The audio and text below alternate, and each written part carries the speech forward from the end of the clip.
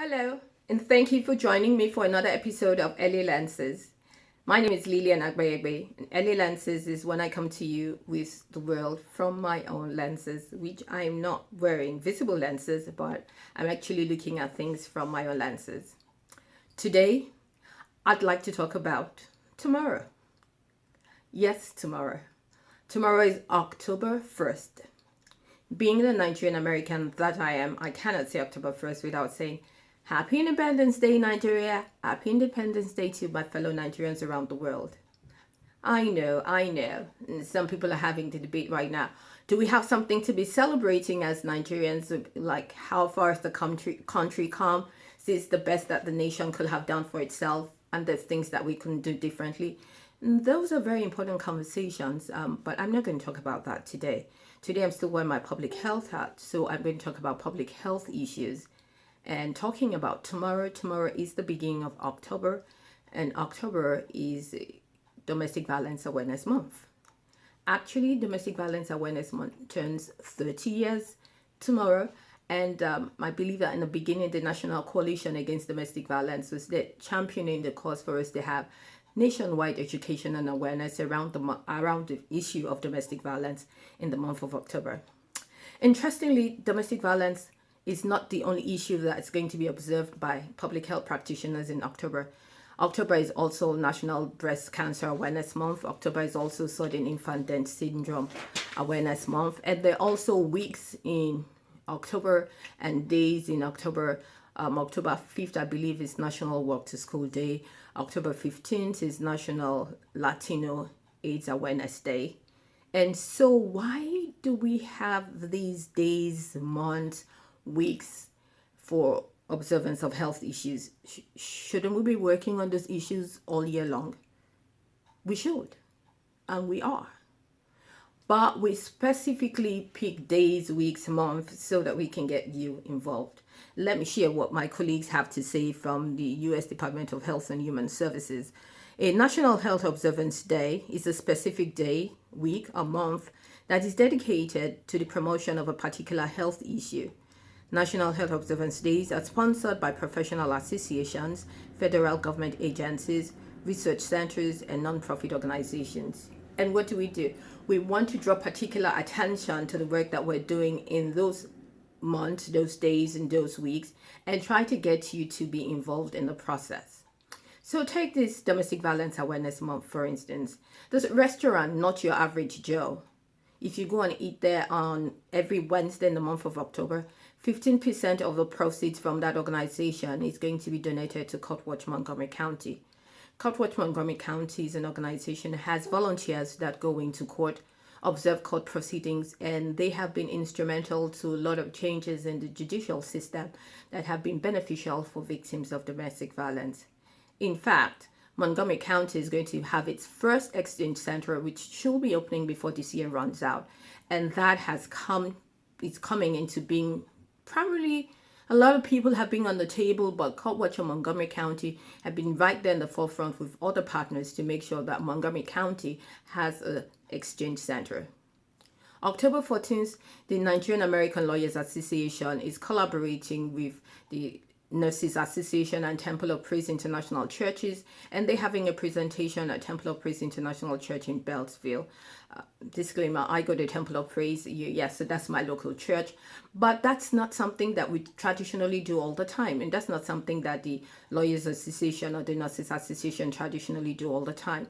But in honor of Domestic Violence Awareness Month, they're coming together, putting hands together and having this awareness event that is going to help us find out what domestic violence is and how we can respond to it in our communities. On October 25th, this is one of the very exciting ones for me. The Interfaith Domestic Violence Coalition in Maryland is going to be having an annual conference. Now, this Interfaith Coalition came together to brainchild of Judge Friedman here in Maryland and a colleague of hers. And how did this happen? Well, they were sitting in their courtrooms judging cases, and they found out that faith leaders will come into court. And when those faith leaders come into court, their presence will interfere in how the abuser and the victims are relating to themselves. And someone wanted to say, why are you coming with the abuser? But the faith leader says the abuser is also my sheep. I'm going to care about this person, but I also care about this person. And they realized that it was very important for us to come together. And so they came and instituted this coalition that we all work in our various fields throughout the year. But once a year, we come together to come and dialogue and exchange ideas. What we found very helpful in our own areas. What has the faith community found very helpful? What are they finding very challenging? What kind of professionals in the field say to us? So what do they need to say to them? What does the judiciary need to say to the people? And everybody comes together and we rub minds together.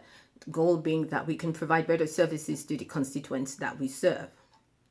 On October 26th, the Maryland Network Against Domestic Violence will have its annual lunch and a dinner event. The Maryland Network Against Domestic Violence, believe you me, works on the issue of domestic violence around the clock. So what does it do in the month of October? It takes that time to recognize the people who have served diligently and faithfully in the industry. It's also that time where they inaugurate board members, and I'm pleased to be joining that board October 26th. What does this have to do with you? Well, domestic violence, just like all the other public health issues, some of them are preventable, but all of them can benefit from education and awareness. And so we need you to get involved. Do you own a restaurant? Do you own a business? Is there somewhere that you can support an organization that is providing service? This is a good time to do it. This is a good time to say, during this month, I'm just going to go and find out from everybody and say, everybody who comes here and eats 1 day or 2 days, or whatever, we're going to donate our money to an organization that serves in the field of domestic violence or whatever field you choose to support during this month. You can also say, oh, there's an awareness walk going on. Just go out and join them and help them raise awareness on the issue. If you have some time on your hands, you can gather some of your colleagues and find where there's an institution, organization nearby you. So we're going to volunteer, serve lunch, serve dinner, collect, raise, funds for the organization and take them something so that they can serve the people, better serve the people that come to them for help. You can also wear your pin. You can give a high five to somebody who's wearing a pin and say, thank you for the work that you do. Take this time to recognize them, to thank them. Now, I know that it might be coming to you. Tomorrow is already at the door. And since October, I haven't thought about anything. I haven't planned about anything. Some of those things don't require extensive planning. So tomorrow is October 1st. Domestic Violence Awareness Month runs until October 31st. You still have time to get in touch with an organization, find out whether they have a spokesperson that can come out and speak to your church, speak to your group of friends and get together. If you have some knowledge and you'd like to know more, go on the internet, make sure that this time there's going to be a lot of information going on at this time. I'd like to encourage you, if you're on Facebook and you come across any information, on Twitter, on LinkedIn, wherever it is that you are, I'd like to encourage you to take time this particular month to share that information. Really, just clicking the share button is doing a lot for the industry, particularly at this time, because we're going to have a lot of information coming out. This is time where we get towards really educating people. So please join us in this campaign during this month. Take time to share the information that comes across your timeline, and take time to retweet a tweet that you see that's sharing information.